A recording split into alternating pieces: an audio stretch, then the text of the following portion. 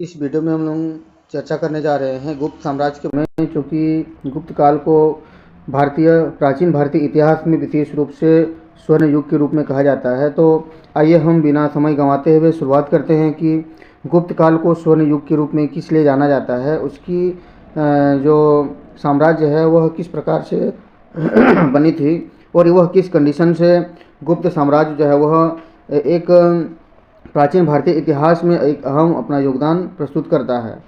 तो चलिए शुरुआत करते हैं, क्योंकि हम जानते हैं कि कुषाण साम्राज्य के खंडहर के रूप में ये संपूर्ण साम्राज्य का जो है वह प्रादुर्भाव हुआ था, क्योंकि इसके पूर्व जो है वह कुषाण काल के बाद जो है वह इसके पूर्व गुप्त काल के पूर्व जो है कुषाण वंश यानी कुषाण साम्राज्य होता था, और वह कुषाण साम्राज्य के खंडहर के रूप में जो अवशेष बचा हुआ था वही वहाँ पे क्या होता है, गुप्त काल का प्रादुर्भाव होता है, जिसमें अपना आधिपत्य कुषाण और सातवाहन दोनों के राजवंशों पर स्थापित किया था।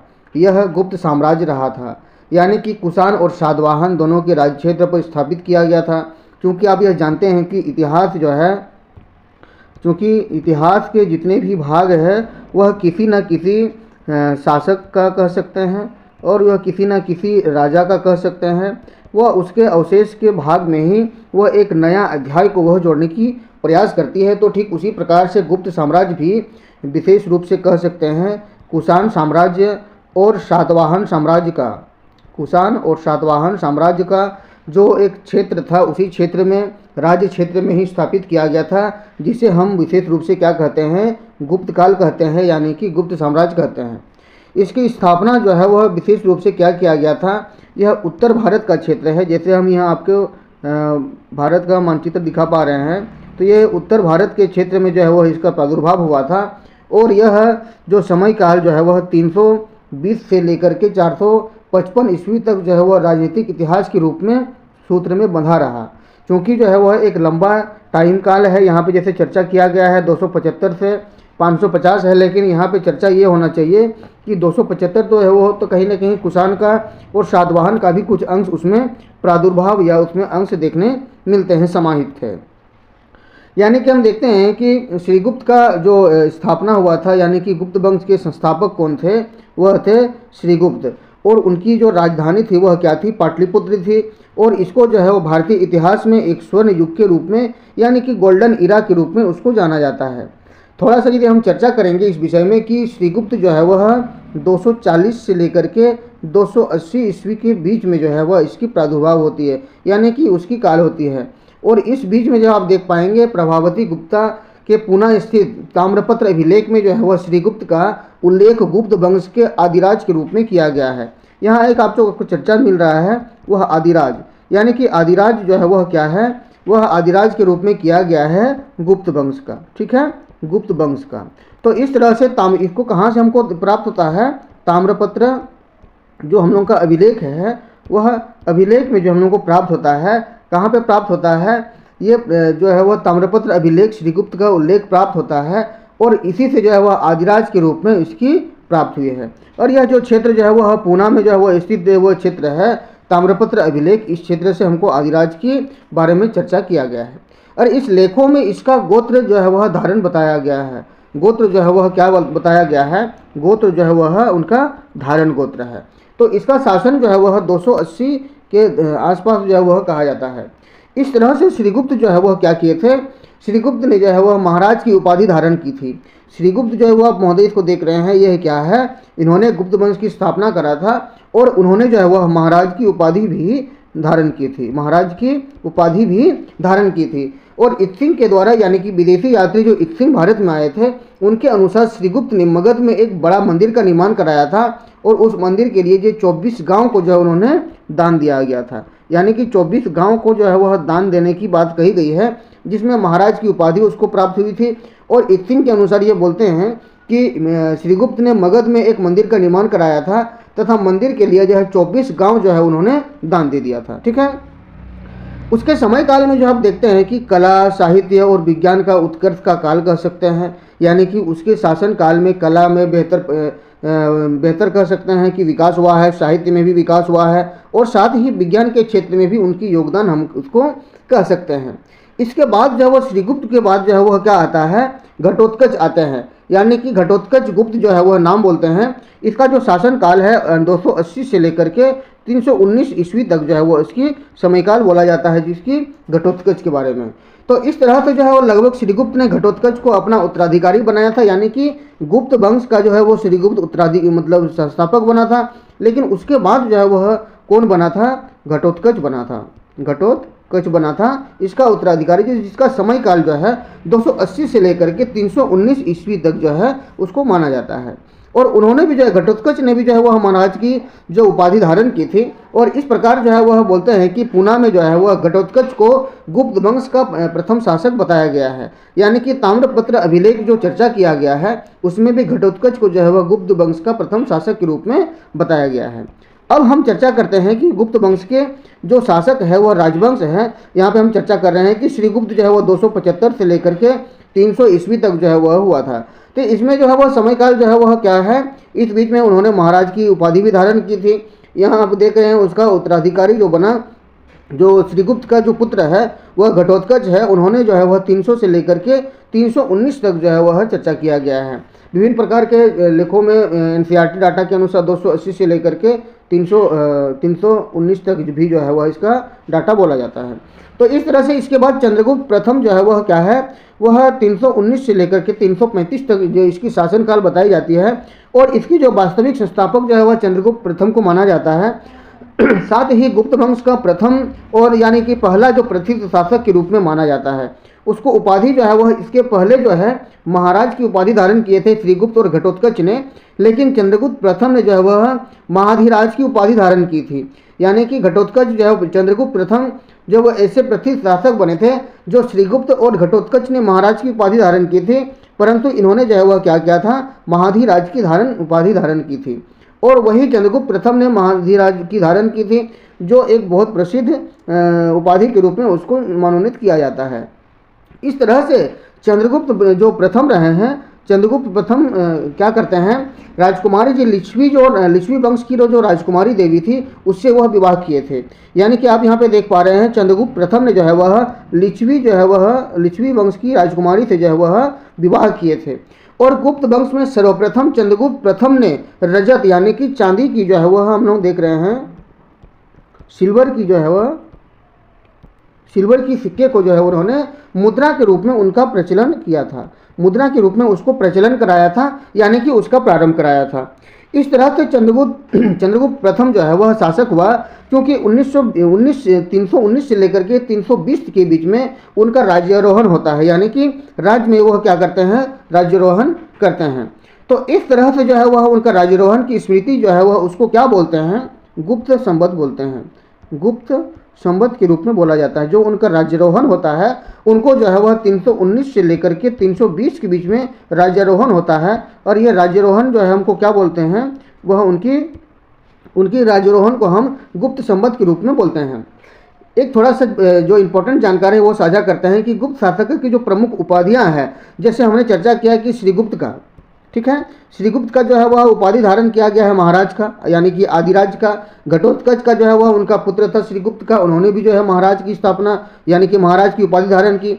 उसके बाद जो है चंद्रगुप्त प्रथम जो है वह क्या करते हैं, महाधिराज की जो उपाधि धारण करते हैं। उसी प्रकार से जो है वह समुद्रगुप्त जो है वह क्या करते हैं, समुद्रगुप्त को जो है वह पराक्रमान की जो है वह उपाधि धारण दी जाती है, ठीक है। ठीक उसी प्रकार से जो है वह चंद्रगुप्त द्वितीय जो थे वह विक्रमादित्य के रूप में उसको उपाधि धारण दिया गया था। और उसके बाद जो है वह कौन आए, कुमारगुप्त आए। और कुमारगुप्त को जो है वह विशेष रूप से महेंद्रादित्य के रूप में उसको चर्चा किया जाता है, महेंद्रादित्य से उपाधि से जो है वह उसको नवाजा गया था। और अंत में जो है वह स्कंदगुप्त को जो है वह किसे नवाजा गया था, स्कंदगुप्त के द्वारा शक्रादित्य और शक्रोपम के रूप में उसको उपाधियां से उसको नवाजा गया था। तो इस तरह से हम लोग इसका चर्चा कर रहे थे कि गुप्त वंश के जो प्रमुख शासक रहे हैं वह शासक के रूप में जो है वह चंद्रगुप्त प्रथम की भूमिका बहुत अहम है। इस तरह से समुद्रगुप्त के बारे में थोड़ा सा चर्चा करते हैं। समुद्रगुप्त जो है वह उसकी उपाधि जो है वह भारत के नेपोलियन के रूप में चर्चा किया जाता है। और इस तरह से जो है वह उनका समयकाल जो है वह क्या है, 335 से लेकर के 380 तक जो है वो उसको माना जाता है। और चंद्रगुप्त प्रथम के पुत्र और उत्तराधिकारी के रूप में जो है वह चंद्रगुप्त प्रथम का जो उत्तराधिकारी बना, जिसको हम लोग कह सकते हैं समुद्रगुप्त, और उसका जो है वह नेपोलियन के रूप में उसको बी स्मिथ के द्वारा जो है वह उपाधि दी गई थी। ठीक है, इस तरह से उसके दरबारी कवि हरिसेन थे और उसने जो है वह आश्रयदाता के जो रूप में जो है पराक्रम का उदांत जो है वह वर्णन किया है। इसलिए जो है वह समुद्रगुप्त को जो है जो उपाधि धारण किया गया था उसको हम लोग कह सकते हैं पराक्रमांक, जो है वह उसी पराक्रमांक को जो है वो उपाधि से जो है उसका उदांत वर्णन की गई है। इस तरह से समुद्रगुप्त के बारे में और थोड़ा सा चर्चा कर लेते हैं। उन्होंने द्वारा जो है उनके द्वारा 5 समूहों विजित क्षेत्र को उन्होंने 5 समूहों में बांटा था, जिसको हम लोग विशेष रूप से कह सकते हैं कि प्रथम समूह में था गंगा यमुना दोआब का क्षेत्र, जहाँ से ज़्यादा मात्रा में क्या होता था, कर भी कर सकते हैं और आय का उपार्जन ज़्यादा से ज़्यादा मात्रा में होता था। इस तरह से हम लोग देखते हैं कि प्रथम जो समूह है वह क्या है, गंगा यमुना दोआब का क्षेत्र, और दूसरा जो क्षेत्र है द्वितीय क्षेत्र जिसको बोल रहे हैं वह पूर्वी हिमालय का क्षेत्र है। वह पूर्वी हिमालय में जो है वह हम लोग का असम है, पूर्वी हिमालय का जो क्षेत्र है उसमें हम लोग का क्षेत्र आता है नेपाल, असम और बंगाल। इस क्षेत्र में जो है वह क्या होता था, एक विजित क्षेत्र जो था उन क्षेत्र को अलग अलग क्षेत्र में अलग अलग खंड में विभाजित करके उन्होंने शासन करा था। तीसरा जो भाग था वह है आठवीं राज्य। ये आठवीं राज्य कौन थे, जंगली क्षेत्रों में स्थित राज्य, जैसे विंध्य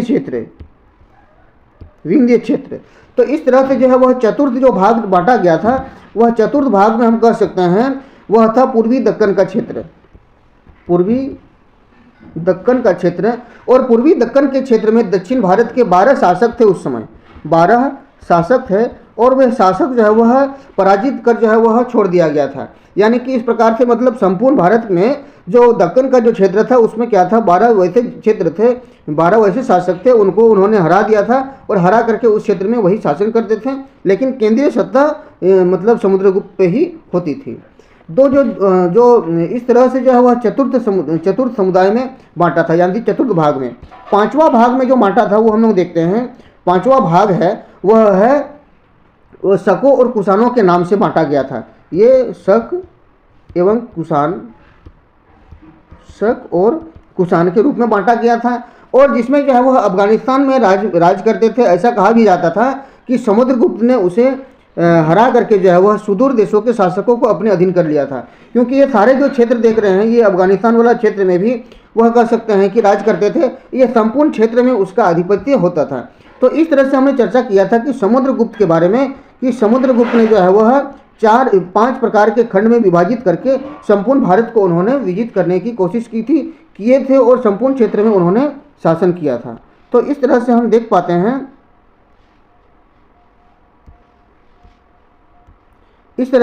पाते हैं कि जो इफेक्ट है वह समुद्रगुप्त के बारे में जरूरी था। अगला जो भाग है हम देखेंगे चंद्रगुप्त द्वितीय के बारे में, कि चंद्रगुप्त द्वितीय जो है वह क्या थे, कि शासक में जो है वह उसका शासन काल जो है वह 380 से लेकर के 412 ईस्वी तक माना जाता है। ये एनसीईआरटी डाटा के अनुसार ये अलग अलग जगहों में अलग अलग प्रकार की डाटाएं दी जाती है। इस तरह से चंद्रगुप्त द्वितीय के शासन काल में गुप्त साम्राज्य जो है वह अपने चरमोत्कर्ष में था, यानी कि चरम पे था। इस तरह से चंद्रगुप्त द्वितीय जो थे उन्होंने जो है वह अपनी कन्या जो है वह प्रभावती का विवाह जो है वह किससे किया था, वाकाटक शासक से जो है वह किए थे, जिसका नाम था रुद्रसेन द्वितीय। ठीक है, तो इस तरह से वह जो ब्राह्मण जाति से कराया गया था और मध्य भारत में उन्होंने शासन करा था। क्योंकि आप देखते हैं कि भारतीय इतिहास में अलग अलग प्रकार की जो व्यवस्थाएं थी उसमें जो है वह किसी प्रकार की जो जिस क्षेत्र में वह शासन नहीं कर पाते थे तो उस क्षेत्र में वह क्या करते थे, विवाह की एक पद्धति के द्वारा उस क्षेत्र में उन्होंने क्या करते थे, शासन करते थे। जिस प्रकार से हम देखते हैं कि आधुनिक भारतीय इतिहास में अंग्रेज जब इस क्षेत्र में अंग्रेज जिस क्षेत्र में शासन नहीं कर पाते थे तो वह कूटनीतिक संधियों के द्वारा उस क्षेत्र में वो क्या करते थे, शासन करते थे। तो इस तरह से जो है वह चंद्रगुप्त द्वितीय के द्वारा जो है वह शासन करा गया था। उसके बाद जो है वो हम लोग देखते हैं स्कंदगुप्त के बारे में, यानी कि कुमारगुप्त के बारे में थोड़ा सा जान लेते हैं। तो इस तरह से जो है वह क्या किया गया, कुमारगुप्त प्रथम जो है वह कौन थे, कुमारगुप्त प्रथम जो है वह महेंद्रादित्य के रूप में उसको बोला गया था, जिसको 415 से लेकर के 455 ईस्वी तक जिन्होंने नालंदा विश्वविद्यालय की स्थापना करा गया था, और जिसका जो है बख्तियार खिलजी के द्वारा जो है वह क्या किया गया था, उसको नष्ट करा गया था। तो इस तरह से जो है नालंदा का जो है वह निर्माण भी कराया गया था, विश्वविद्यालय के जो है वह रूप में इसकी बहुत अहम भूमिका रहा है। और इस तरह से जो है वह क्या किया गया था, कुमारगुप्त के समय में जो है वह सर्वाधिक गुप्तकालीन अभिलेख जो है वह हमको प्राप्त होती है। तो इस तरह से जो है वह कुमारगुप्त के समय में सर्वाधिक अभिलेख और शिक्षा भी जो है हमको प्राप्त होती है। अंतिम जो उनके शासक कौन रहे थे, स्कंदगुप्त रहे थे, और स्कंदगुप्त जो है वह स्कंदगुप्त के बाद जो है वह अंतिम शासक विष्णुगुप्त बने। तो स्कंदगुप्त के बारे में थोड़ा सा चर्चा करेंगे। 455 से लेकर के 467 ईस्वी के बीच में बोला जाता है, यानी कि इसके अलावा अलग अलग जगहों में क्या बोला जाता है, स्कंदगुप्त के बारे में हुनों पर आक्रमण और सफलता के रूप में उसको चर्चा विशेष रूप से माना जाता है। इसके अलावा जो है वो सुदर्शन झील का उन्होंने पुनरुत्थान किया था, यानी कि उन्होंने उसको रीइनॉग्रेशन किया था। इसी प्रकार से उन्होंने जो है वह क्या किया था, स्कंदगुप्त के द्वारा हुनों का गुप्त साम्राज्य का आक्रमण स्कंदगुप्त के शासनकाल में एक विशेष रूप से महत्वपूर्ण घटना के रूप में भी हम इसको कह सकते हैं। तो इस तरह से स्कंदगुप्त केवल जो न केवल योग्य सैन्य शासक के रूप में, सैन्य संचालक के रूप में रहा था, बल्कि वह एक जो है वह श्वेत हुनों को पूर्वी हुनों की हुन की भी कहा जाता था, जिन्हें जो है वह केवल सैन्य संचालन के रूप में नहीं था, बल्कि वह एक आदर्श प्रशासक के रूप में भी उसको माना जाता था। उनको आदर्श प्रशासक के रूप में भी विशेष रूप से कहा जाता था। और इसका जो जानकारी जो है वो हमको कहाँ से प्राप्त होता है, जूनागढ़ अभिलेख से हमको प्राप्त होती है। ये सारे जितनी जो स्कंदगुप्त से रिलेटेड जो जानकारियाँ हैं वह जूनागढ़ अभिलेख से हमको प्राप्त होती है। उसने क्या किया था, सौराष्ट्र प्रांत को, यानी कि सौराष्ट्र प्रांत को जो है वह पर्णदत्त को अपना जो है राज्यपाल नियुक्त किया था। जो क्षेत्र है, सौराष्ट्र वाला जो क्षेत्र है, वह क्षेत्र में जो है वह राज्यपाल जो है नियुक्त किया गया था। पर्णदत्त को उन्होंने राज्यपाल के रूप में नियुक्त किया था। इस तरह से इस लेख के द्वारा जो है वह गिरनार के प्रशासक चंद्रपालित तथा सुदर्शन झील के बांध के पुनर्निर्माण की चर्चा की गई है। यानी कि स्कंदगुप्त के द्वारा जो है वह सुदर्शन झील का पुनरुद्धार करने के लिए, यानी कि पुनर्निर्माण करने के लिए जो है वह पुनर्निर्माण करने की बात कही जाती है। तो इस तरह से जो था वो था कि अंतिम शासक के रूप में जो है वह कौन थे, विष्णुगुप्त इंपॉर्टेंट थे। ठीक है, अंतिम जो इंपॉर्टेंट क्वेश्चन है क्या है कि अन्य महत्वपूर्ण तथ्य में जो एक प्रशासक और समाज के लिए वो उन्होंने क्या योगदान दिया था, कि पहला है राजकीय भाषा और को उन्होंने संस्कृत के रूप में उन्होंने योगदान दिया था। यानी कि राजकीय भाषा के रूप में उन्होंने संस्कृत भाषा को, संस्कृत लिपि को उन्होंने क्या किया था, उन्होंने आगे कराया था। दूसरा जो भाग था, राजकीय चिन्ह के रूप में उन्होंने गरुड़ को जो है उन्होंने योगदान दिया था। यानी कि गरुड़ के रूप में जो है वह गरुड़ को जो है वह राजकीय चिन्ह के रूप में उन्होंने स्थापित करा था। और उसके अलावा जो है वह जाति प्रथा जो है वह कठोर हुई थी, लेकिन स्त्रियों की स्थिति में जो है वह गिरावट देखने को मिलती है। क्योंकि हम देखते हैं कि इतिहास में जो भी भाग है, एक तरह से जो